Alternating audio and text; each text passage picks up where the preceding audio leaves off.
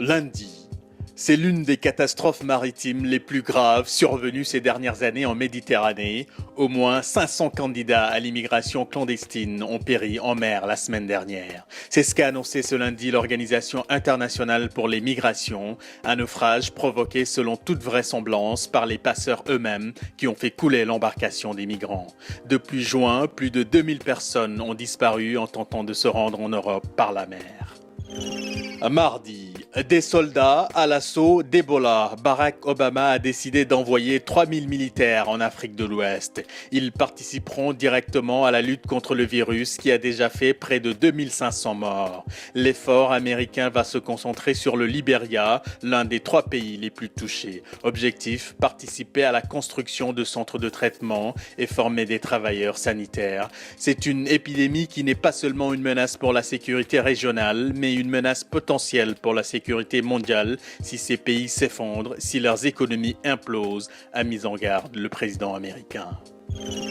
Mercredi, direction le Nigeria où le campus universitaire de Kano dans le nord du pays a été attaqué par des kamikazes. Le bilan est lourd, au moins 13 personnes ont été tuées et 34 autres blessées. D'après les témoignages, 2 hommes sont parvenus à rentrer dans l'établissement après un échange de tirs avec la police à l'extérieur.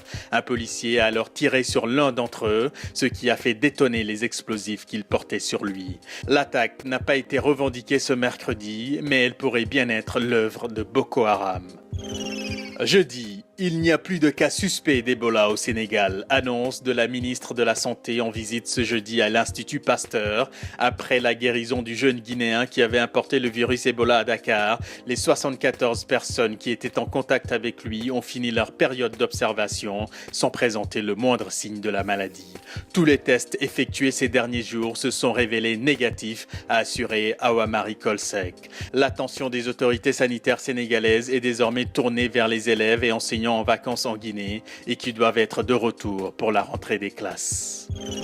Vendredi, regardez notre 5e photo. Des avions Rafale dans le ciel irakien. Les frappes aériennes françaises contre l'État islamique n'ont pas tardé. Une première mission d'avions de combat a entièrement détruit tôt ce vendredi matin un dépôt de munitions dans la région de Mossoul, au nord de l'Irak. Équipés de bombes air-sol, les 2 avions de chasse ont frappé les positions stratégiques des djihadistes. La France devient ainsi le 2e pays occidental engagé en Irak aux côtés des États-Unis pour contrer la menace de l'État islamique, désormais surnommé Daesh. Le Monde, le Sénégal, Adieu News. L'info avance. Bon week-end et bonne semaine.